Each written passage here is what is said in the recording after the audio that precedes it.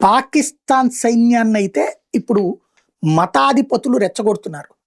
తాజాగా భారత్‌ను ఉద్దేశించి అప్పటి సైన్యాధిపతి యాహ్యా ఖాన్ చేసిన వ్యాఖ్యలను ఉదహరిస్తూ పాకిస్తాన్ నేత ఒకడు ప్రస్తుతం హసీన్ మునీని రెచ్చగొడుతున్నాడు.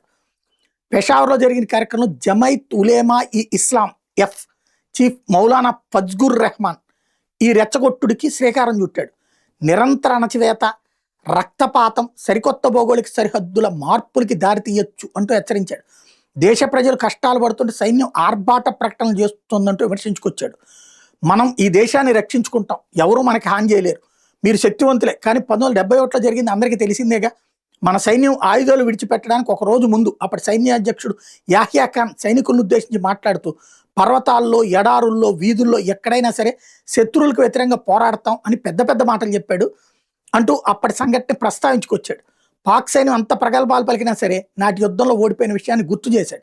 ఇప్పటికీ పరిస్థితుల్లో పెద్ద మార్పు లేదని, దేశ ప్రజలు బాధపడుతుంటే సైన్యం ఆనందపడటం సరికాదంటూ రెచ్చగొడుతున్నాడు.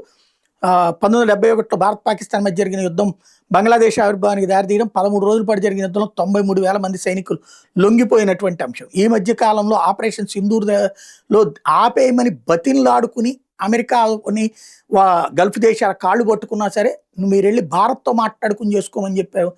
అట్లాగే బాలాకోట్ మీద దాడి చేసినప్పుడు యుద్ధానికి వస్తే మళ్ళీ అభినందన్ని తీసుకొచ్చి అప్పచెప్పి చెంపలేసుకోవాల్సిన పరిస్థితి పాకిస్తాన్కి సృష్టించినటువంటి సిచ్యుయేషను.